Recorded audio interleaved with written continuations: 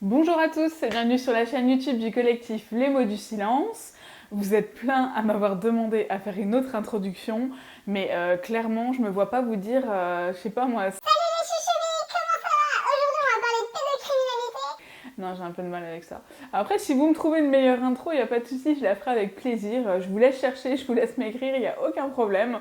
En tout cas, s'il y en a une qui peut être un peu marrante ou même en humour noir, il n'y a aucun problème, vous savez que je le ferai avec plaisir. Aujourd'hui, je vais lancer un sujet qui va être traité en deux vidéos. Je vous explique un petit peu. La première vidéo, ça va être celle d'aujourd'hui, où je vais expliquer le contexte, je vais poser les bases et je vais vous partager un petit peu mon expérience. Et je sais que ça va vous faire réagir et c'est pour ça que j'attends vos réactions, j'attends vos témoignages, peut-être dans d'autres contextes ou autres, où vous allez me dire combien de fois on a utilisé cette phrase. C'est dans ta tête. Non, parce que les victimes, on le vit vraiment beaucoup. Le c'est dans ta tête, on est d'accord. Cette phrase, on l'entend tout le temps. C'est non, mais t'as mal perçu ça, non, mais t'as mal interprété ça, t'inquiète et tout. Alors, déjà, quand on est petit, parce que quand on commence à en parler et qu'on n'est pas forcément soutenu par la famille, on essaye de nous faire croire qu'on a mal compris. Alors, dans mon cas, ce que papy il a fait, hein. Quand je dis papy, c'est ironique, hein, vous le savez depuis que vous me suivez. Mais voilà, enfin, le fait qu'il soit venu et puis qu'il ait fait, voilà, il t'a juste touché, mais il t'a touché au mauvais endroit, tu comprends? Non, non, j'ai très bien compris ce qu'il a fait, je sais que c'est pas bien, je suis en train de te le dire, mais t'as pas trop envie de le savoir. Et en fait, si j'ai envie de parler de ça aujourd'hui, c'est parce que c'est complètement sorti du contexte il y a pas longtemps, mais quelqu'un a utilisé ça contre moi en disant vous avez mal interprété ce que je vous ai dit par rapport à ce que vous avez vécu. Très sérieusement, c'est dans un contexte que je peux pas citer ici parce que je sais que les personnes regardent les vidéos. J'en parlerai peut-être plus tard. Mais alors, il s'est passé quelque chose, pas dans mon contexte personnel, donc ça vous laisse un petit peu deviner dans quel contexte. Et on m'a dit, Anna, vous avez mal compris, c'est dans votre tête. En tout cas, vous avez mal interprété la situation. Moi, c'est pas du tout ce que je vois. Et je peux vous dire que la situation, moi, elle était très claire. C'est juste que la personne a fini par me dire, vous savez, toutes les vérités ne sont pas bonnes à dire. Et là, j'ai dit à la personne, ça veut dire que concrètement, vous savez que ce que je dis est vrai, mais vous essayez de me faire croire que par rapport à ce que j'ai vécu, je l'interprète mal.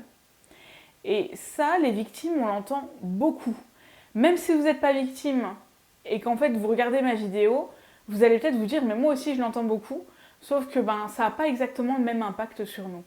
Simplement parce que cette phrase de c'est dans ta tête, elle est horrible pour nous parce que ça veut dire que ce qu'on a vécu, c'est aussi dans notre tête. Et c'est quelque chose qui est complètement ravageur. Et moi, je sais que j'en ai pas dormi pendant des nuits entières parce que je me suis dit, mais purée, c'est pas possible. Et cette personne a même remis en fait en question le fait que c'était de ma faute ce qui s'était passé. Alors, un jour, je pourrais peut-être vous le raconter, mais là, c'est un peu compliqué. Je sais que je donne pas beaucoup de détails et que c'est même compliqué pour vous de mettre voilà, une situation claire sur la chose.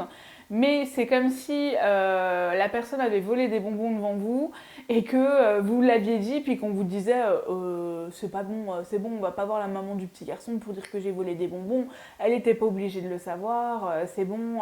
Il a chialé, elle était pas obligée de le savoir non plus. Et puis de toute façon, si maintenant il y a tout un caca autour de cette histoire et que ça fait du caca boudin, Anna, c'est de ta faute parce que t'es allée en parler. Concrètement, les victimes, on vit ça au quotidien.